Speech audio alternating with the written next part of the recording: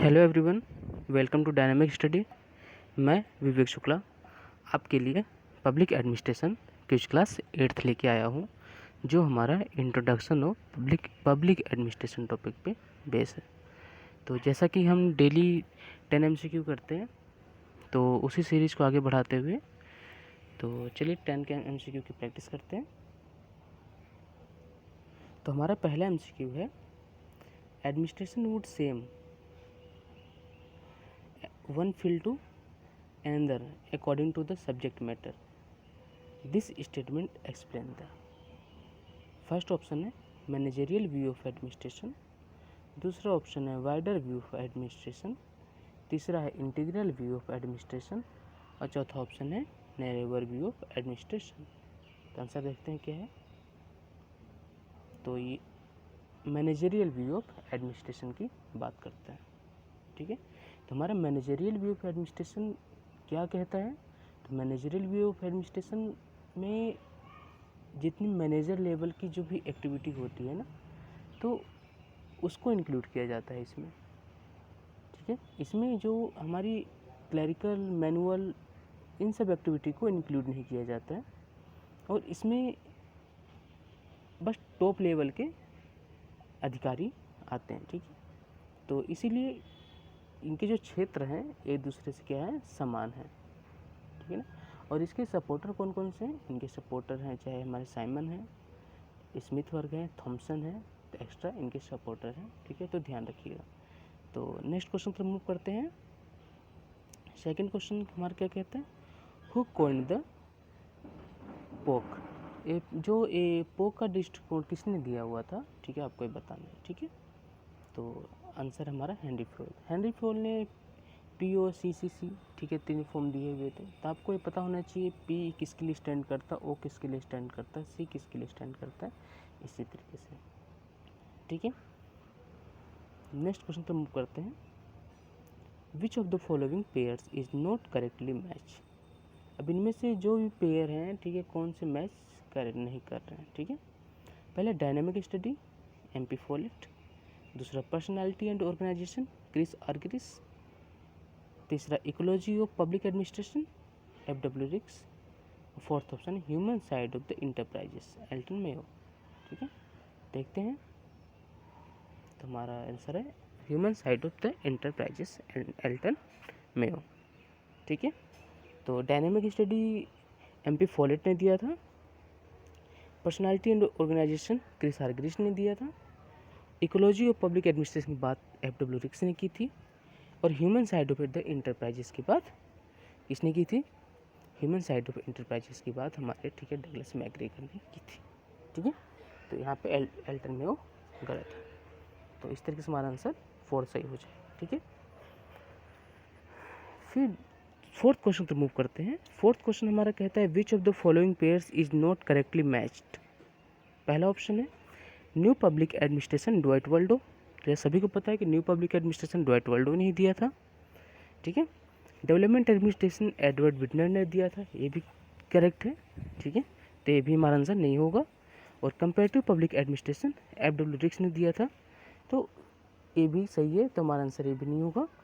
तो administration development की बात की थी, ठीक है, ये रॉबर्ट डहल ने नहीं की थी, ठीक है। तो इस तरीके से हमारा आंसर क्या हो जाएगा, एडमिनिस्ट्रेटिव डेवलपमेंट। नेक्स्ट क्वेश्चन पर मूव करते हैं। Which of the following is described as anti theoretic, anti positivist, anti hierarchical, ठीक है। तो ऑप्शन देखते हैं। पहला ऑप्शन है डेवलपमेंट एडमिनिस्ट्रेशन, दूसरा ऑप्शन है न्यू पब्लिक एडमिनिस्ट्रेशन यानी मीन्स NPA, तीसरा ऑप्शन है कंपेरेटिव एडमिनिस्ट्रेशन और चौथा ऑप्शन है एडमिनिस्ट्रेशन डेवलपमेंट, ठीक है। तो आंसर देखते हैं। तो ये बात किसने की थी?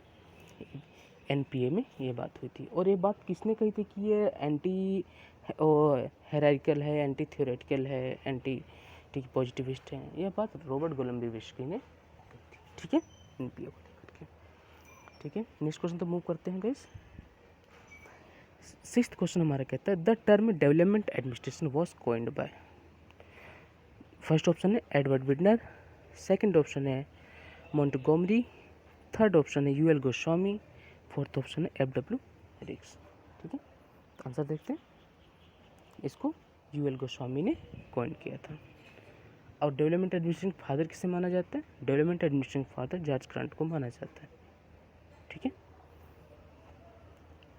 नेक्स्ट क्वेश्चन तो मूव करते हैं। 7th क्वेश्चन हमारा क्या कहता है? As long as the study of public administration was not comparative, claim for a science of public administration would sound hollow is said by. ये किसके द्वारा कहा गया है? तो जैसे मैंने कल एक बताया था कि आपको पूरी डेफिनेशन नहीं याद करनी है, क्योंकि इतनी सारी डेफिनेशन करोगे तो आप कहीं ना कहीं भूल जाओगे इस चीज़ को ना। तो आपको बस कीवर्ड पकड़ना है, कि कीवर्ड याद रखना है। ठीक है, तो अब इसको किसने कहा था? तो हम पहला ऑप्शन हमारा देख लेते हैं, हर्बर्ट साइमन। दूसरा ऑप्शन है चेस्टर बर्नार्ड। तीसरा ऑप्शन है रॉबर्ट डहेल। और फोर्थ ऑप्शन है F.W. रिक्स। इसको कहा था रॉबर्ट डहेल ने, क्योंकि जो हमारा थर्ड स्टेज था, तो थर्ड स्टेज में चुनौतियों का काल कहा गया था ना, तो उसमें हमें चुनौतियों की काल कहा, तो उसमें हमारे हर्बर्ट साइमन ने प्रोवर्ब्स कहा था ना, और सब ने अपने अपने विचार इसमें रखे थे। तो रॉबर्ट डहेल भी इसी क्रम में आते हैं, और उन्होंने कहा था कि जो पब्लिक एडमिनिस्ट्रेशन है वो अब तुलनात्मक अध्ययन नहीं है, उसको एक कंपेरेटिव स्टडी इसकी होनी चाहिए। इसमें होना चाहिए कि हमारे जो ह्यूमन जो व्यवहार है, ठीक है, उसको प्रमुखता देनी चाहिए, वैज्ञानिक अध्ययन को प्रमुखता देनी चाहिए ना। तो इसकी बात इन्होंने की थी। तो इन्होंने अपनी एक बुक लिखी थी, ठीक है, इनका एक ऐसे था, ठीक है, पब्लिक एडमिनिस्ट्रेशन 3 प्रॉब्लम ऐसे करके। ठीक है, तो आप 1947 में इन्होंने दिया था, तो आप उसको याद रखिएगा। ठीक है, अगले क्वेश्चन पर मूव करते हैं। Which of the following pairs is correctly matched. अब इसमें कौन कौन से पेयर जो हैं करेक्टली मैच किए गए। अब ये ऐसा क्वेश्चन है कि आपको इसमें जो बुक है, आपको बुक का ईयर पता होना चाहिए, बुक का नाम पता होना चाहिए, और बुक किसने दिया था आपको ये भी याद होना चाहिए।